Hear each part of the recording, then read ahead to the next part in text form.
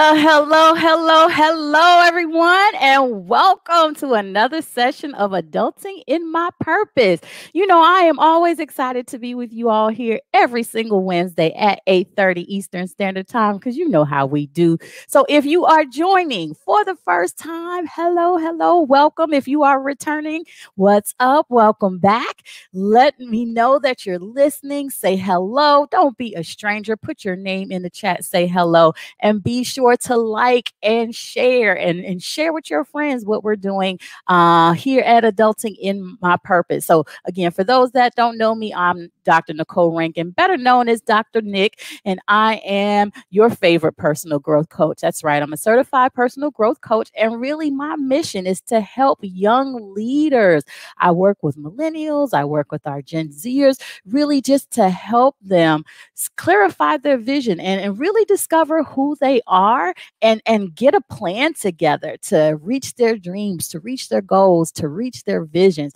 So I'm excited to do that work in this type of space. I've developed, those that know, I developed a 7-step system of self-discovery to help people and young leaders navigate this real complex world. There's no blueprint on this adulting thing. I get it, but there are tools and strategies to help you be strategic, be intentional, and be successful. So it's compiled in the journal Adulting in My Purpose, and we've really created a movement with this, and it's exciting to meet new young people and who have joined the movement and are doing great things. And so we meet here every Wednesday just to have a chat, have a forum to talk about the different things that you all go through in life, to do some teaching, to help you with your thought process and your mindset. We bring on some wonderful, amazing guests to help you. They share their stories about things that they have gone through to help you in your process. We talk about tools and strategies to help you move to the next level in really every area of your life. This is what personal development, meaning in health and finances and relationships, in careers and your profession and your home life, everything that you're dealing with, we talk about it here on Adulting in My Purpose. So, tonight is no different. We're going to have a great time. We have an amazing guest that's coming on Adulting in My Purpose. And let's talk about our guests. What do some people like Thomas Edison, Leonardo da Vinci, Steven Spielberg, even Justin Timberlake have in common? Did you guys know? Well, they all have learning disability diagnosis, right? So learning disabilities are not rare. And studies have shown that 1 in 5 American children have some type of learning disability or attention difficulties, according to the National Center for Learning Disabilities. So our guest today, we're going to talk about the subject of having learning disabilities, and she's going to share with you how she have overcome. So I want to welcome to Adulting in My Purpose, Miss Lisa Ward. Hey, how you doing? I am doing well. Welcome to Adulting in My Purpose. So I'm just going to share with our audience a little bit about you and about yourself, and then we'll get into the conversation. So guys, Lisa, she is dyslexic who has overcome many obstacles. She went to college, with the 8th grade reading level. And now she is an author, a mentor. She loves to bring awareness in her books, and we'll talk more about that. She's a motivational speaker, and she's the founder of SECDUM magazine and Deadline Production. She's a mother of 2 adult children, grandmother of 3 beautiful grandbabies, and a godmother of 2. And her recently published book entitled Empowered by Disadvantage chronicles her many adversities and how these have empowered her to propel her to the success that she has in her life, establishing Deadline Productions and interviewing various famous artists. Lisa is also passionately dedicated to transforming today's youth to successful entertainers. So we'll talk more about that. That's an exciting thing as well, as I work in the youth space. So Miss Ward, she gets her love for entertainment industry and business hustle, honestly, from Psalmist's mother and her savvy business father, and she's the second oldest sibling of 9 creative and gifted siblings. Wow. She has accomplished a great deal in 35 years in entertainment industry, from launching several production companies, being an artist herself, and to interviewing some of the hottest folks in the industry. And in 2009, God changed her life in direction and transitioning her gifts towards impacting our youth. And she has always have a love for working with children, young adults. She has a strong desire to develop their career in business while opening the doors to the business of entertainment. So we are so excited to have Lisa Ward with us. So look, guys, let's welcome. Let's start out our conversation, Lisa. How are you doing? I'm good. Thank you for that great introduction and just having me on the show again. I'm so honored. I'm doing Abs- good. Trying to stay healthy. Absolutely. Absolutely. It's a pleasure to have you.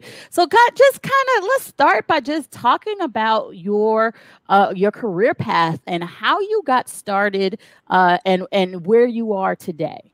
Of course, I got started. I mean, my family has been into music since I was a little girl. My grandmother was in the church, and my father was a singer, and my mother was also a singer. But my father also was a business person and a road manager for different artists. And just growing up in that atmosphere, music became a love for me. I wanted to be a singer, and but then it was a gift that I had. Which was rapping, and I didn't even know, and I didn't want to be a rapper, but it just came very easy to me.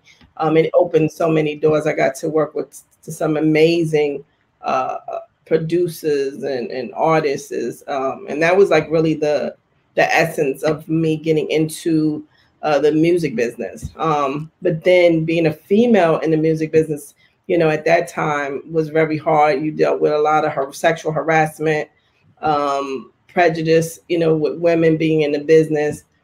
So I had to transition, and then also growing from a teenager entertainer into an adult entertainer.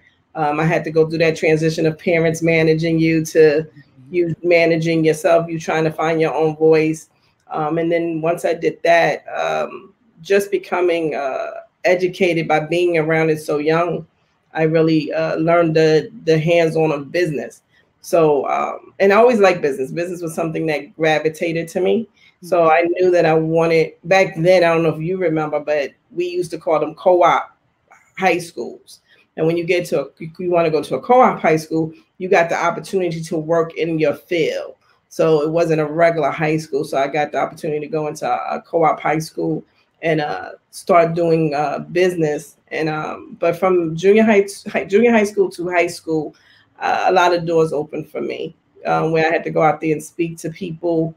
And when I was in middle school, being still in special ed, I got an opportunity to speak to a lot of kids because they thought, well, she's talented, but she could do this, she could do that. So maybe if other kids see her, maybe she could help some people. So I got into it from my parents and just being out there and learning different things very young. Mm-hmm. Oh, awesome. Awesome. Amazing story. So you mentioned as you started out in a younger age being in special ed and having some learning challenges. So let's kind of talk about that because your story is so powerful. I know a lot of young people deal with this issue. So can you tell us, just how a learning disability is defined and what consists of that? Well, learning disability is really a neurological disorder. Simple terms is, I don't like saying it like this, but simple terms is how the brain is wired or how the brain works. When it comes to dyslexia specifically, that's a neurobiological origin.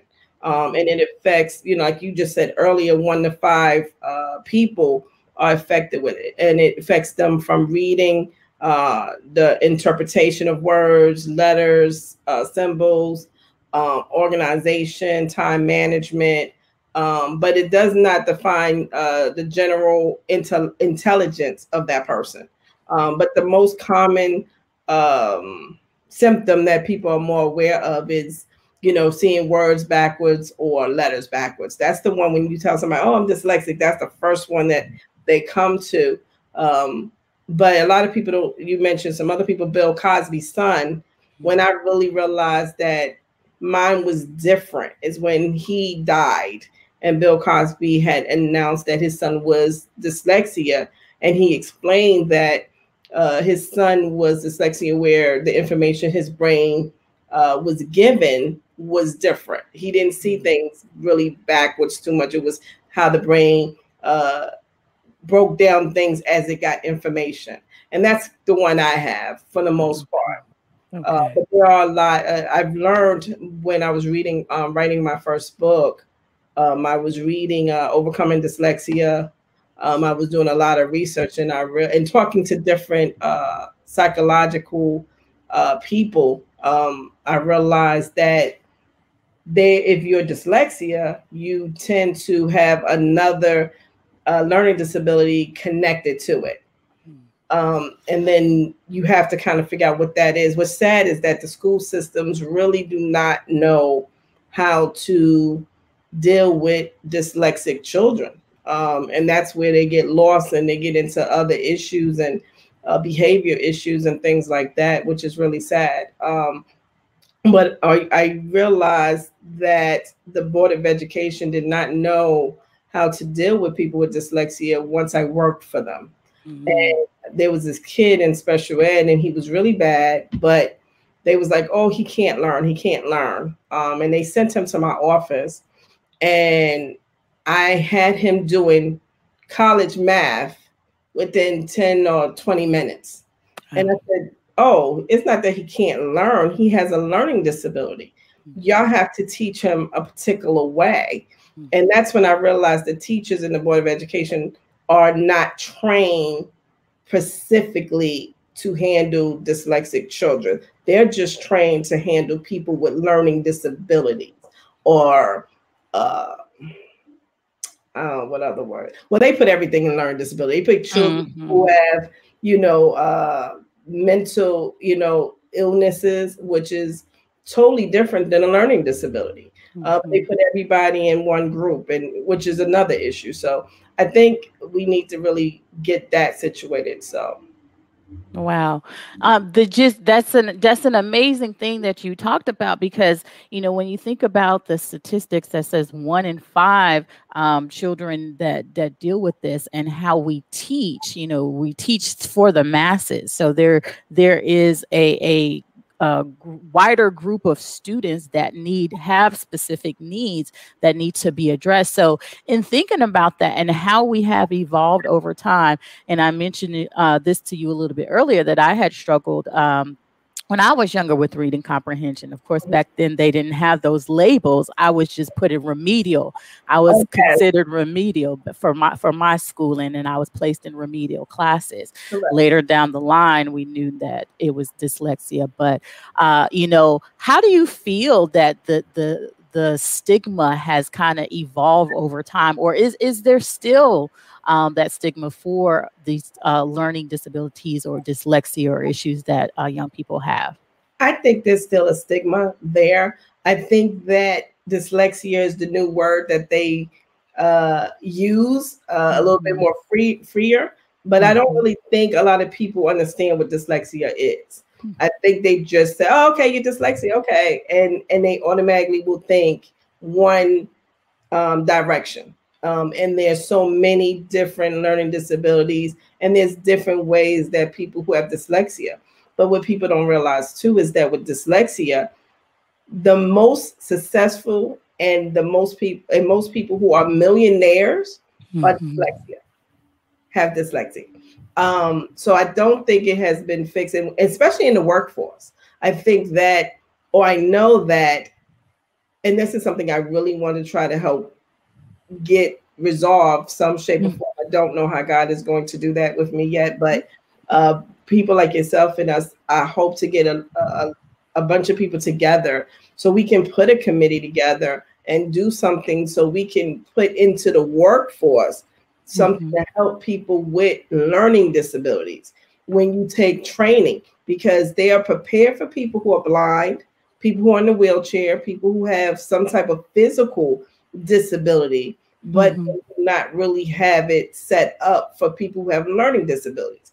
Because if you go by the ADA, you are not supposed to be timed when you have any type of test if you need it. Some people don't need extra time, but to know that if I say, hey, yes, I'm dyslexia, or I'm a part of the ADA program, they should automatically know, hey, okay, well, that means this person needs maybe more time to take this test.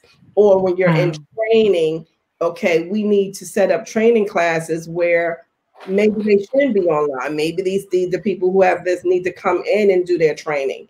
But now, because of the pandemic, and even before the pandemic, you had people doing a lot of training online, and it's not impossible to do it. I do it myself, but if I'm taking a training that might take 30 minutes for the normal person, it might take me an hour. Mm-hmm. But Mm-hmm. there's nothing in place in the workforce. Only probably maybe the government. The government acknowledges that if you have a dyslexia, they will give you extra benefits. Mm-hmm. As far as training goes, I don't really think it's a job market that really has implemented something to work for those who have ADHD, dyslexia. Those are the ones that really need a little bit more understanding when they go into the workforce. Wow. Yeah, as you were speaking, I'm like, now it's pulling up memories of when I was younger and I was doing these standardized tests. And I remember the reading comprehension section where you have these 5 to 6 paragraphs that you got to get through and all the questions that you have to ask. And I remember the anxiety I have sitting there and sometimes literally in tears because when I hear the timer says, okay, maybe 10 minutes, Mm-hmm. out of 6 passages, I may have gone through one or two, Right. then I began to internalize that like something was wrong with me, Yes. So, many young people deal with that kind of stress and internalization that affects their self-esteem when they're dealing with this type of learning disabilities and they're not understood Correct. by the authorities.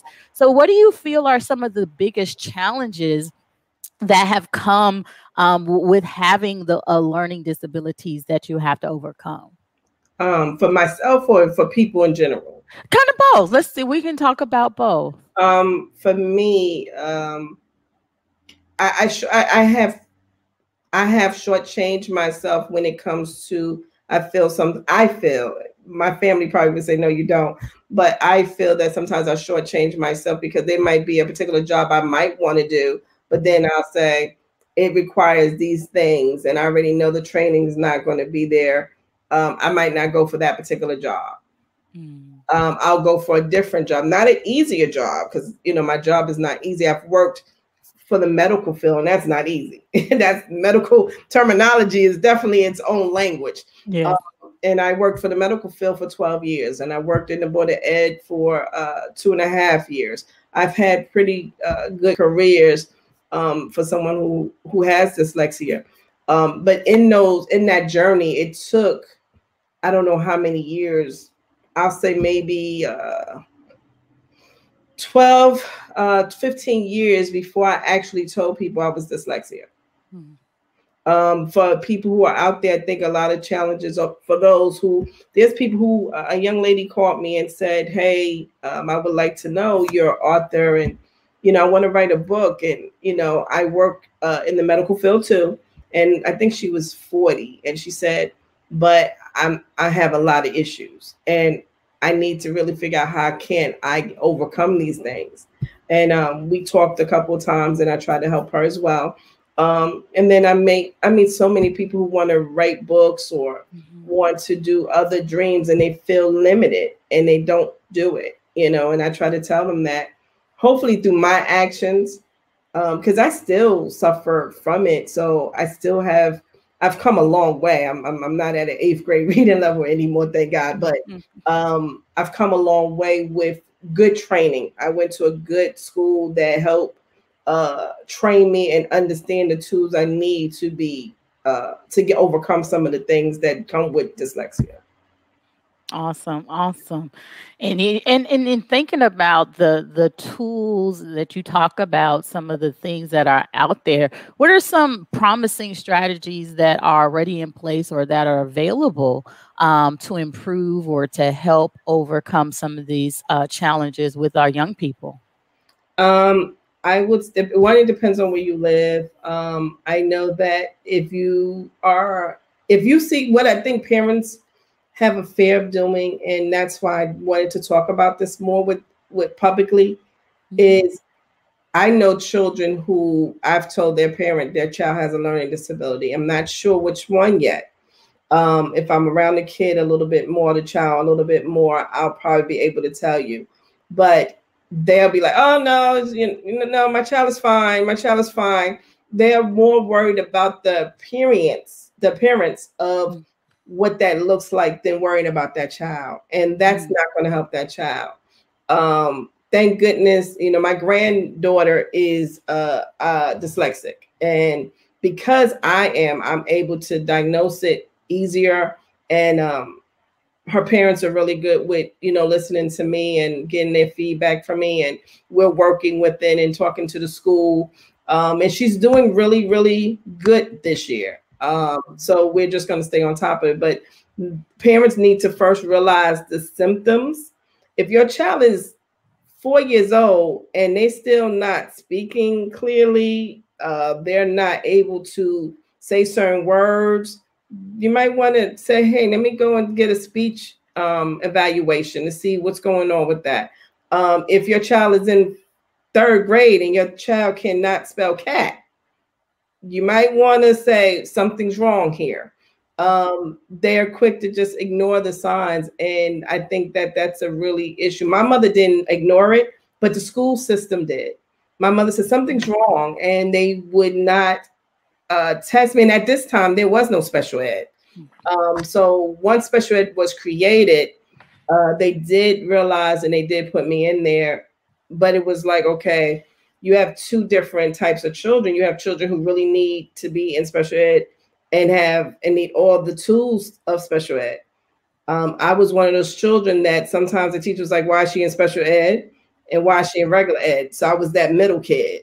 Sometimes I'm in a class where it takes a class, they learn how to do a sentence and they on this same one sentence for like a month.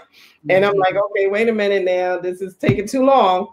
But definitely the tools are watching your child and seeing how fast they're picking up things. And don't ignore those. Also, once you feel that your child has dyslexia, you could talk to your PCP and say, hey, I would like to figure out getting my child tested, and they can refer you to a psychologist, and then your child can get tested for ADHD, dyslexia, things like that.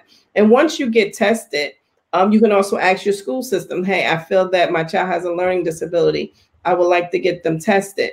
The only thing about those tests is they're kind of, when you get the evaluation from the Board of Education testing system, that test might come back saying you're illiterate, but you're not, because that's just how the test system is made up. But you are able to at least have enough information to say, hey, there is a problem. And then you can go to figure out what steps you need to do to get that child extra tutoring. There are steps when you're dyslexic, you have to write your work a certain way, because now with dyslexia, I'm not sure if it's like that with all learning disabilities, but I do know with dyslexia, they realized that therapy works well with the tools of helping improve that. So taking eye therapy will help you, along with also learning the other tools that come along with how you take your notes, how you listen into recordings and things like that to help you read. And also just reading something, even doesn't matter what it is, every day. Those things will help you improve if you catch it at an early age. Awesome, awesome. So amazing amazing strategies that you have provided. And it seems like to identify this, it takes a multiple of factors. It takes the parents having the acknowledgement that there could be something wrong, and there is something wrong. And then it takes, when you talk about the school system, and you shared your story about how your mother recognized that there was something wrong, but the school system didn't.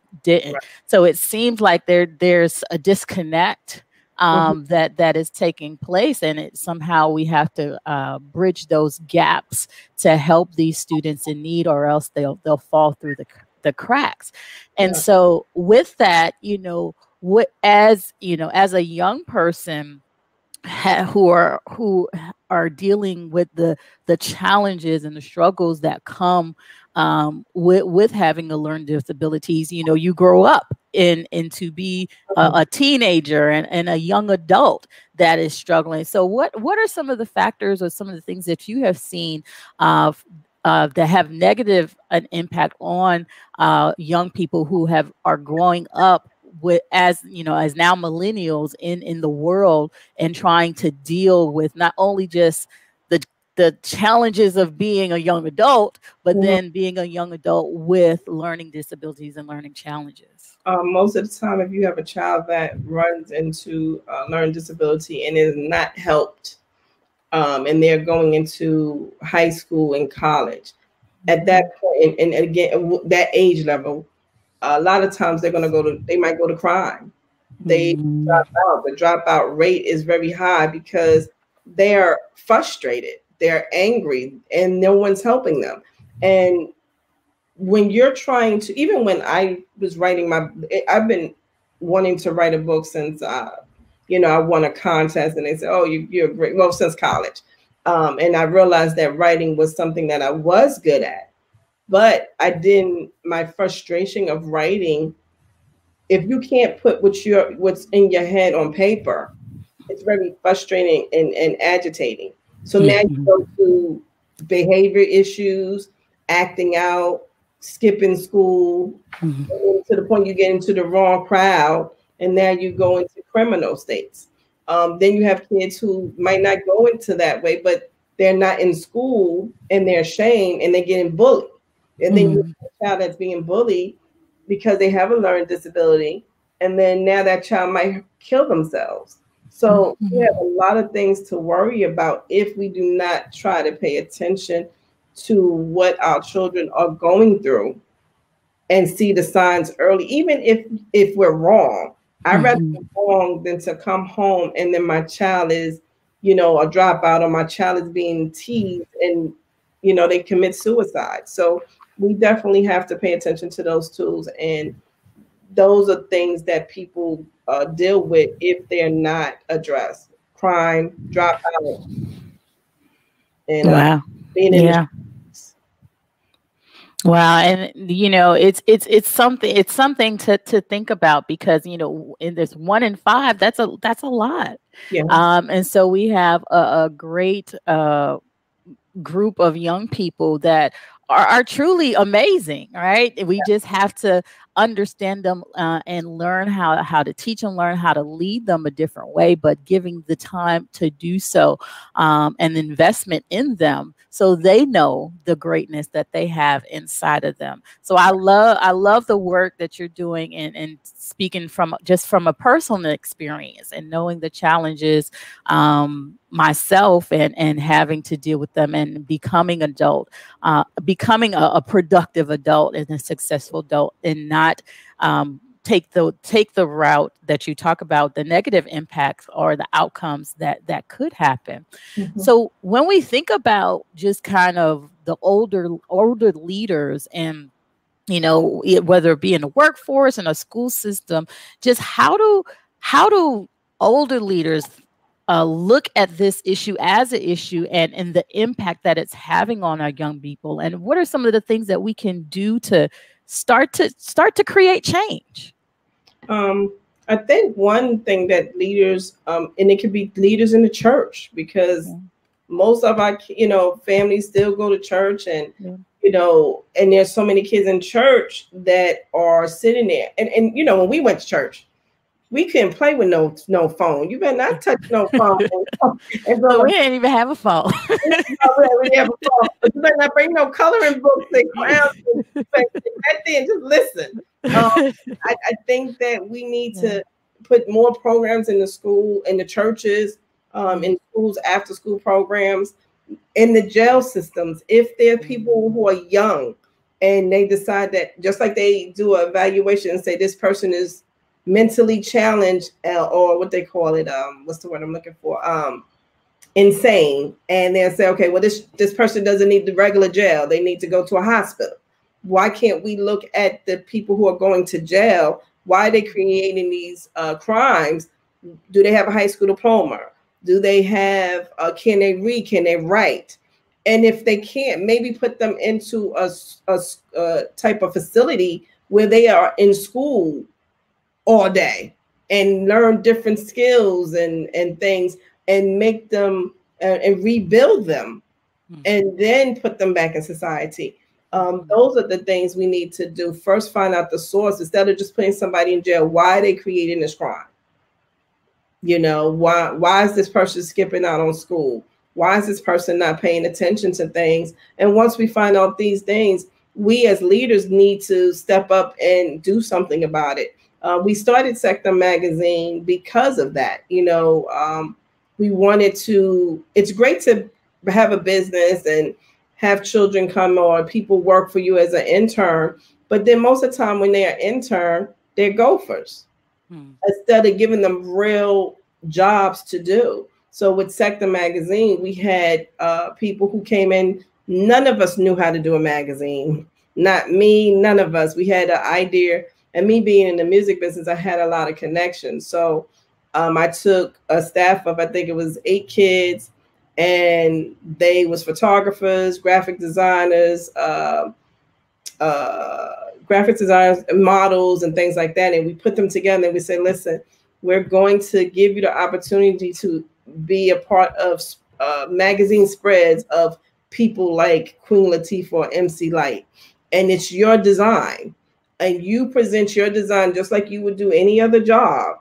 And a lot of these people, kids, did it. And now have those kids who are not with me now start their own magazines, or they're great photographers and start their own photography business, and they're doing great on their own. And I'm happy. I mean, you know, SECDUM is still there. We're on a standstill, but to know that we've taken these kids and gave them an opportunity.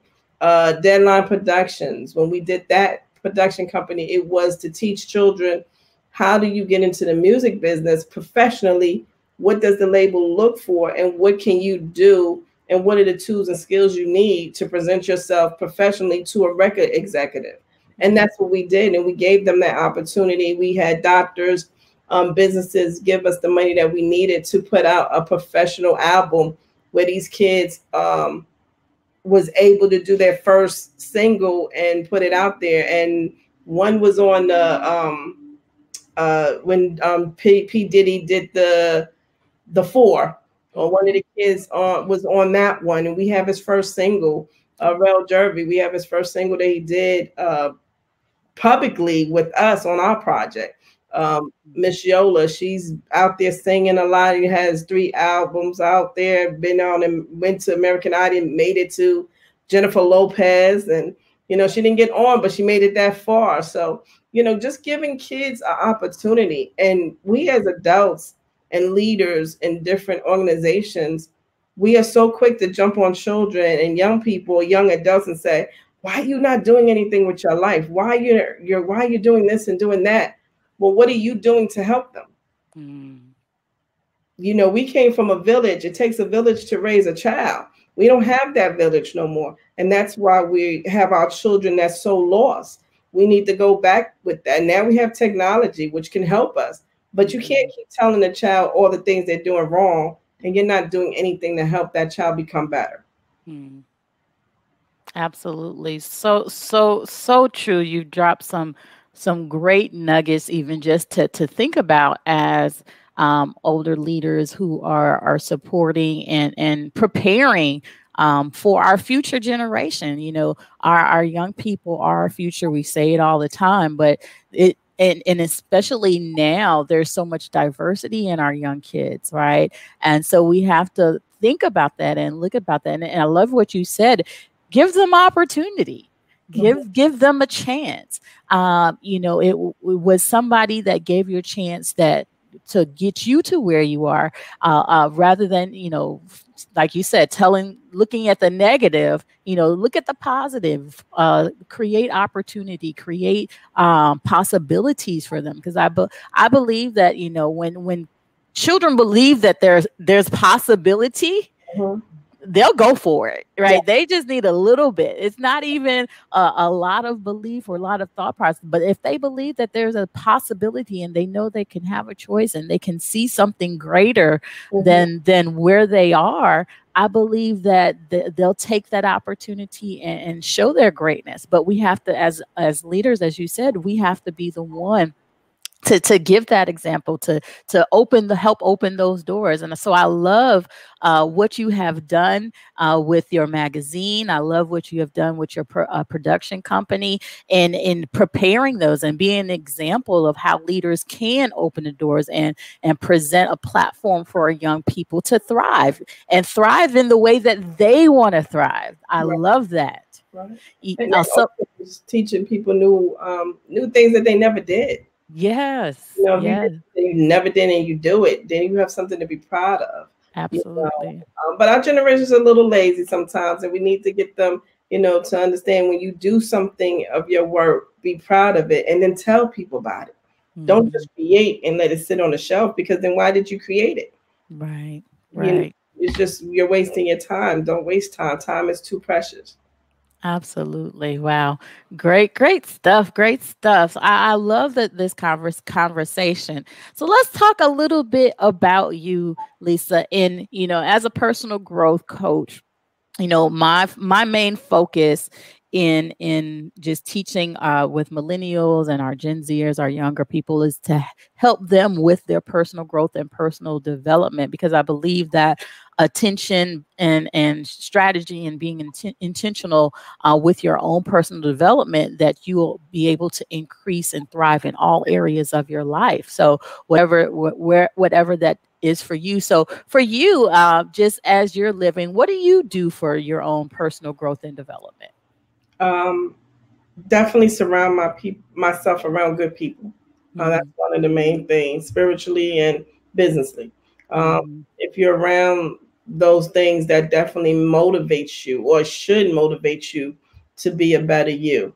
Mm-hmm. So I definitely do that. I do a lot of, and me hanging around young people, they definitely keep me up to date, and keep me, Yeah. and they like to hang out with me. I like hanging out with them. And I learned Mm-hmm. so much stuff, by studying now, especially with me being dyslexic, going to YouTube and learning so many different things. I do Mm-hmm. a lot of reading. I do reading when it comes to now, since our organization skills sometimes be all over the place, because we could do a whole lot of different things at one time.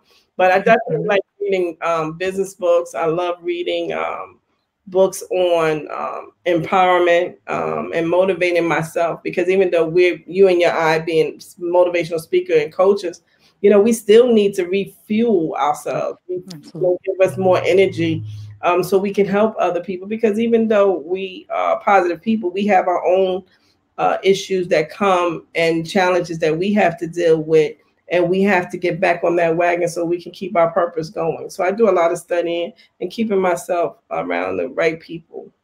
Awesome. I love it. First, most of all. Absolutely. Absolutely. Absolutely. I love it. I love it. So you mentioned your book throughout the time that we talked. So I wanted let's delve right into your book. So tell us about your book, how it came to be, who it's for, and what do the readers should expect to get out of it. Um, the book is called Empowered by Disadvantages. I did not think this was going to be my first book. I always thought my first book was going to be a book about a story that I'm familiar with, which is a true story about some friends I know, or about my family. But again, I said I'm spiritual. I was sleeping, and God gave me the subtitle first, which was When Your Disadvantages Become Your Advantages. And I was like, that's deep. And I went to my best friend, Dr. Wright, who was my mentor and my right hand. She is passed on now. I took it to her. She's very hard on me. She was very hard on me, excuse me. And I took the title to her and she said, this is good. And I said, really? And she said, you need to write this. And I said, okay. And for some reason, it just stuck and I started writing every day. And I ran into an organization problem. And then I talked to Dr. Wright. She was another author. And I said, I'm having issues. And she said, okay, figure out what you want to talk about. What does he want you to talk about? And I came up with the subjects. And the subjects was based on not, a lot of people think it's about my life, and some of it is, and some of it isn't. Some of it is by me working with the magazine. I've come across many entertainers and a lot of different stories that has touched me. And by me being also a mentor, I've worked with a lot of kids, and their stories has touched me that I felt it would touch other people. And I tried to find out what was the light or the reason for this issue that was bad. So the book is really about showing you how to look at things on the other side, how to find the light within the dark. Everything that happens to us that's bad is not supposed to be that's it. And we get stuck in that place where, okay, oh, I'm agitated. My life is over, or being from the ghetto or the projects, or being from a place that poverty. Those people automatically feel like there is no light. So why am I going to school? Why should I try to be an entrepreneur? Why should I be a motivational speaker? There's no reason for it. So once I realized that there was a light behind everything that's bad to happen, that's when I knew that was the purpose of this book. And I talk about things like women not being able to have children, men that can't have children. And a lot of people don't talk about that. I talk about learning disabilities, and I talk about fatherless people, motherless people, and I talk about death. What is a good outcome to look at on that aspect? And that's the point of the book, is to try to train people's mindset to look at things on the positive, or what is the lesson in the light in that dark place. Wow. That's powerful. That's powerful. So, guys, you are listening, Empowered by Disadvantages. Make sure you go and support. Where can we, our audience, get to it, get the book? We want to make sure we support you. Where can they find the book? The book is on Barnes and Nobles. It is on my website, Lisa at, which is LISATWARD.com. Or you can go to my fashion line, which is Avodgy, AVODGY.com. And again, Target, Barnes and Nobles, they have it as well. And if y'all do, just note, we have already donated over $1,500 to cancer from the book alone. We're trying to do that again from the book itself again, and also the clothing line. Our whole purpose is to give back to the community that help us be who we are. So definitely support the book if you can.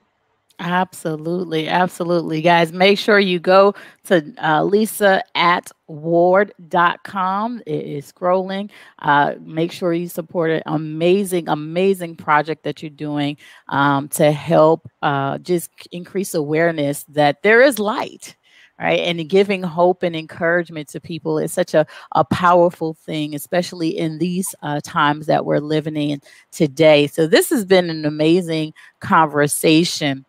So, Lisa, I want to ask you, as you talk about your the ways that you have overcome, and just congratulations on all the things that you have accomplished. And we know the best is yet to come. So we're excited to see all that you have coming forth, and that you have left to accomplish. What are some strategies that you recommend for young people who are overcoming these challenges with young learning disabilities, so they can too get to their success? Anything that you want to do and you don't know how to do it, do it. Just do it. And ask for help. Never be ashamed to ask for help. But a lot of people, are told, if you don't know how to do this, don't do it until you study and do all that. And yes, if you're a study person and you learn very well and you can grasp that information, my godson, he's amazing. He can study something for 2 weeks and learn how to do it and be great at it. Other people can't, but at least you don't stop. So definitely do your research. YouTube is a great studying source. If you don't have money to go to school, you can learn anything you want to learn on YouTube for the most part. And ask people to help you. If you tell them, ask someone to help you, they're more than likely will help you. You can email me, you can hit me up on my IGs, my Facebook, and I have no problems helping anyone if I can. So if you're scared, don't let your fear stop you from doing anything you want to do, and just have faith and believe in you. And even those who tell you you can't do it, show them you can. That should make you want to do it even more. If someone told me I can't do something, I'm going to want to do it even more so. That makes me mad. So then I'm going to do it even more so. So take the initiative and just go after your dreams, no matter what it is. At least attempt it. If it doesn't work, then find something else. I love it. I love it. Just do it, just try it out. Just try it out. I love it. Find your purpose if you can.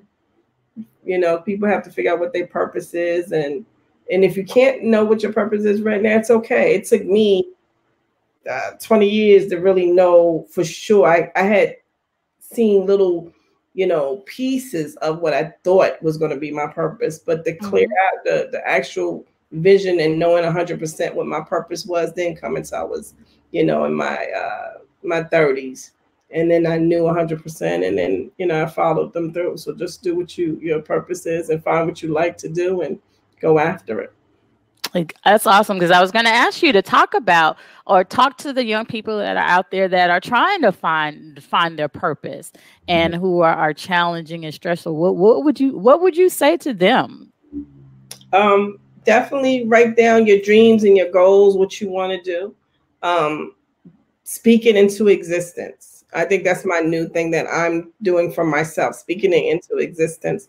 The more you speak it, I believe that it can happen. But definitely, again, don't look at something and say, if you want to be a writer, then be a writer.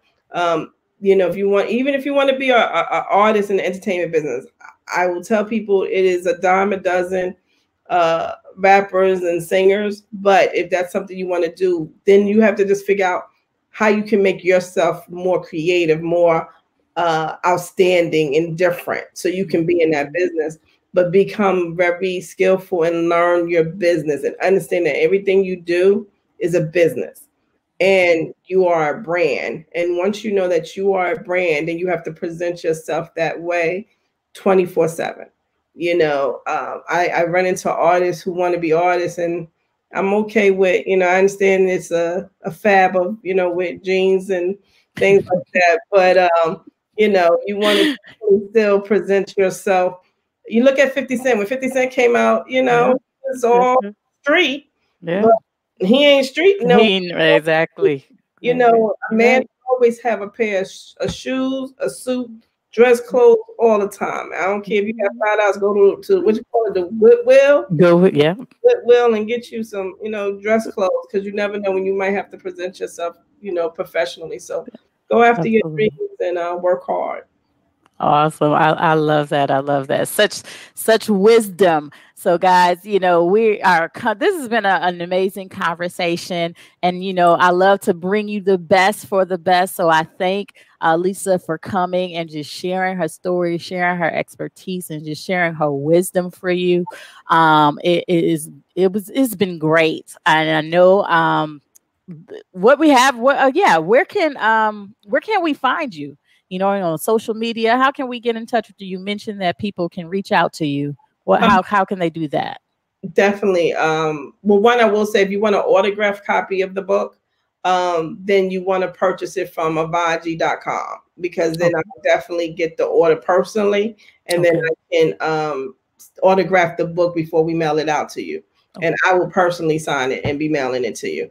Awesome. As far as my IGs, it's you can reach me at Avaji Collections IG, or Lisa Ward Speaks IG, and then you also have Facebook, which is Lisa Ward or Lisa Ward Speaks, and then you also have the best one I would say is the Avaji Collection IG, and then also the Lisa Ward Speaks IG is the best ways to reach me.